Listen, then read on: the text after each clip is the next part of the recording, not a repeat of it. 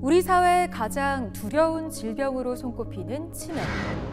의학기술의 발달로 점점 완치율이 늘어나는 암과는 달리 치매는 치료가 불가능하다는 인식이 많습니다. 서서히 기억을 잃어가는 병. 서서히 기억을 잃어가는 병.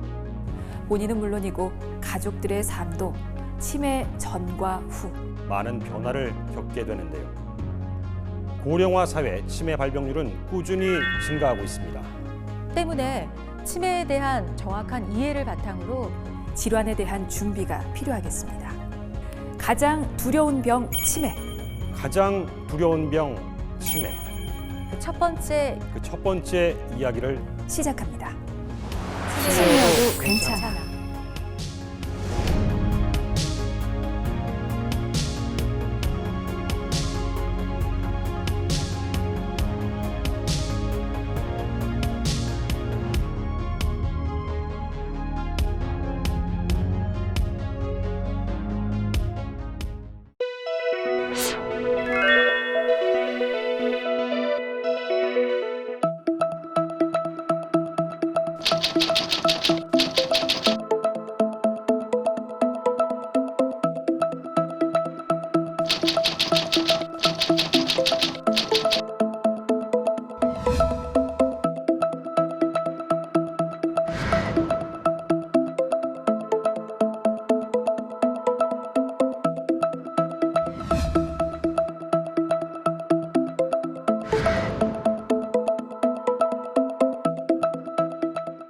고령화 사회가 되면서 치매 환자 수의 증가는 피할 수 없는 만큼 이 치매의 대처 또 준비 중요한 시점인 것 같은데요.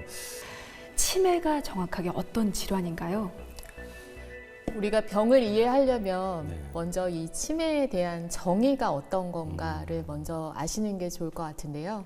치매라는 거는 우리가 정상적으로 인지활동, 일상생활이나 사회생활을 잘 하시던 분이 어떠한 원인으로 인해서 독립적으로 일상생활이 안 되는 정도로 인지기능이 떨어지는 걸 말합니다.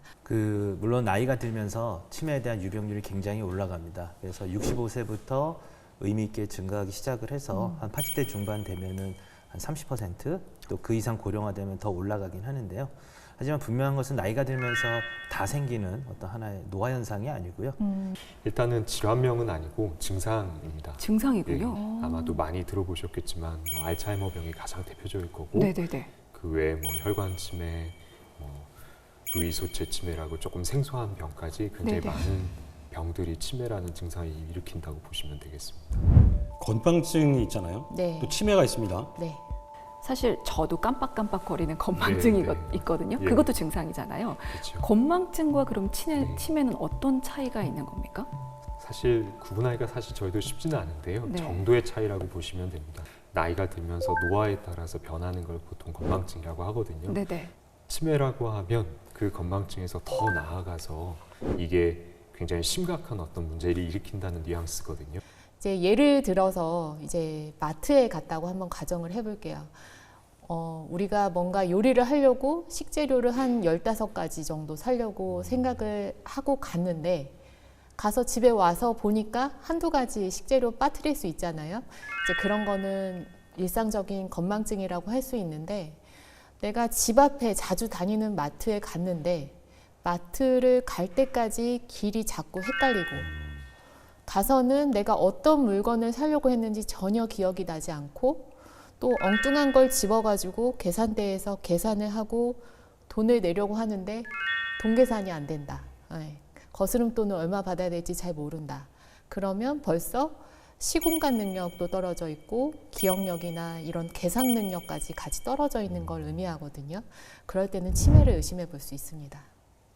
제일 첫 번째는 힌트를 줬을 때 기억을 하느냐 못 하느냐. 그러니까 우리가 급하면은 뭐 이렇게 순간 떠오르지 않더라도 어제 만난 사람 누구잖아, 어제 같이 뭐 했잖아 하면 힌트를 주면 되게 건망증인 분들은 기억을 합니다. 네. 근데 치매 상태라는 것은 이게 애초에 어떤 일을 겪었을 때 저장 자체가 안 되기 때문에 아무리 밖에서 힌트를 주더라도 떠오르지 못하게 됩니다. 그리고 두 번째는 우리가 이게 일상적인 일이냐 아니면 빅 이벤트, 큰 일이냐, 그게 개인적이든 사회적이든 네. 뭐 대통령 선거라든지 이런 곧 이제 그런 사회적인 큰 네, 이벤트가 맞아요. 있어서 지금 뭐 대통령 후보들이 선출이 되고 뭐 올림픽이나 월드컵 또는 뭐 세월호 참사 같은 큰 사회적인 비극이라든지 네네. 이런 빅 이벤트들 또는 개인적으로 보면 뭐 중요한 경조사도 재산이나 있을 수 경조사나 있고, 네. 뭐 이런 것들을 전혀 기억 못한다 그러면 이건 뭔가 병적인 거죠. 마지막으로는 이제 기간의 문제입니다. 그러니까 내가 바쁘고 스트레스 받고 정신없고 이러면 일시적으로 그런 증상들이 있을 수 있지만 네. 되게 이제 그런 문제들이 해결되고 나면 되게 이제 정상 상태로 돌아오는데 이제 치매 상태 저희가 보통 한 6개월 정도 얘기하거든요. 한 6개월 이상 지속적으로 증상이 지속되거나 아니면 나빠지는 경우에는 좀 치매를 걱정해야 됩니다.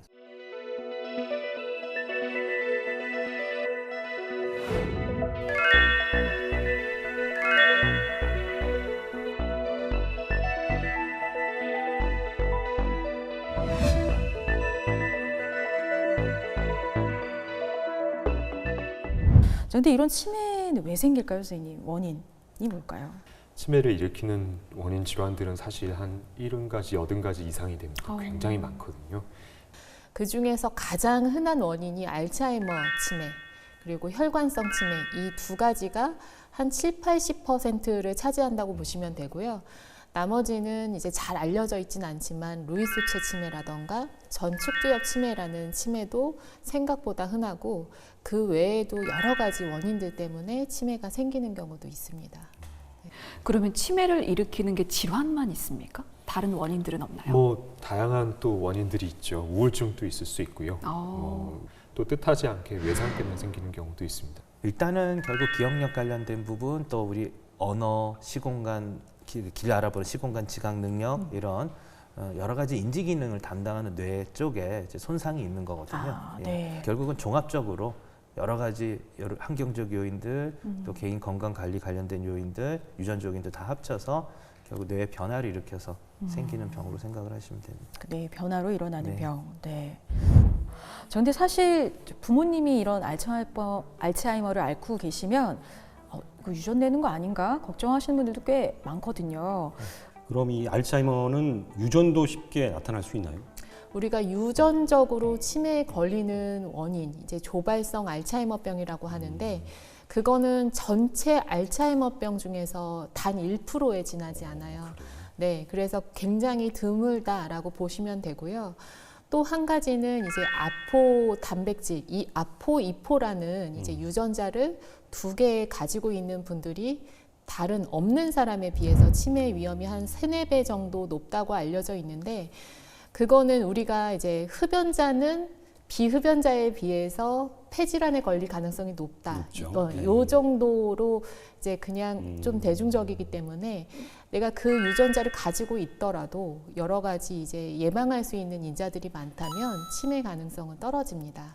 대부분은 뭐 유전적인 뭐 아버지가 치매라고 어머니가 치매라 해서 바로바로 대를 이어서 유전되기보다는 이제 부모님이 생기면 아무래도 약간의 위험도를 높일 수 있지만 네. 그게 반드시 유전되는 건 아니고요. 저희가 한 2대간에 걸쳐서 한 3분 이상, 그러니까 부모님 세대와 네. 자기들 형제 세대에서 한 3분 이상이 치매 환자다 하면은 조금 검사를 권장하지만 그냥 한두 분, 뭐 부모님 중에 한 분이 치매다 이럴 때는 그 유전적 위험에 대해서 너무 크게 걱정하실 필요는 없고요. 유전되는 부분도 있지만 네. 유전이 아닌 환경적인 요인이 더 큽니다. 환경적인 요인이라고 하면 어떤 걸 말씀하시죠? 뭐 다양한 원인들이 있겠지만 고혈압이라든지 당뇨라든지 이런 기저 질환들도 있을 거고 젊을 때 노출되었던 뇌 외상들 다친 거 그리고 뭐 담배라든지 이런 일상생활 습관 뭐 이런 부분들이 다 하나하나가 40대, 50대부터 영향을 미쳐서 60대, 70대 돼서 알츠하이머병을 일으킨다고 알려져 있습니다.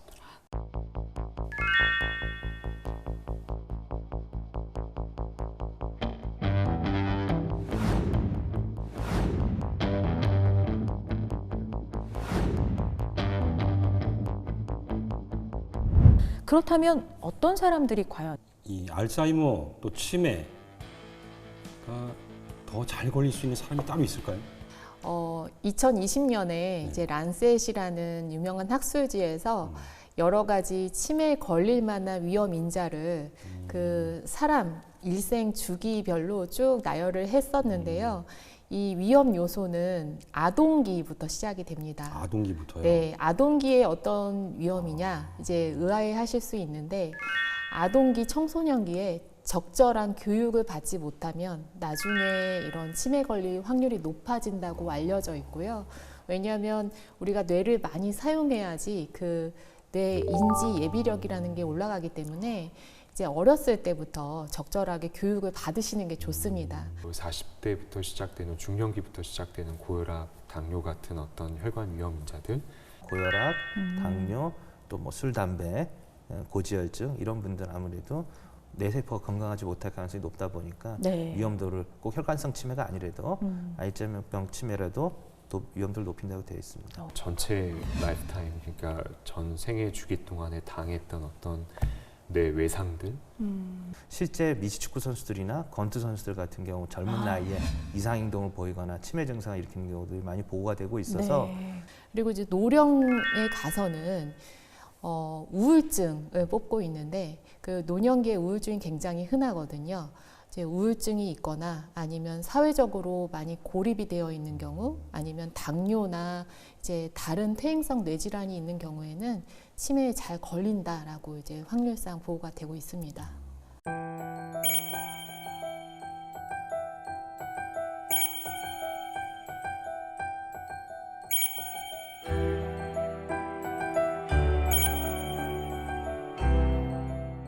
알겠습니다. 사실 세계적으로 굉장한 업적을 남긴 유명한 분들도 이 치매라는 질병에 결코 자유로울 수는 없었거든요. 네. 치매를 앓았던 유명인들 어떤 분들을 좀 꼽아볼 수 있을까요? 가장 유명한 분이 미국 대통령이죠. 레이건 대통령. 네네. 예, 그분으로 인해서 사실 알츠하이머병에 많은 관심이 쏟아졌고 또 그걸로 인해서 또 연구자들도 정부로부터 또 여러 단체로부터 연구비를 받게 돼서 많은 과학적 발견도 이루게 됐고 네.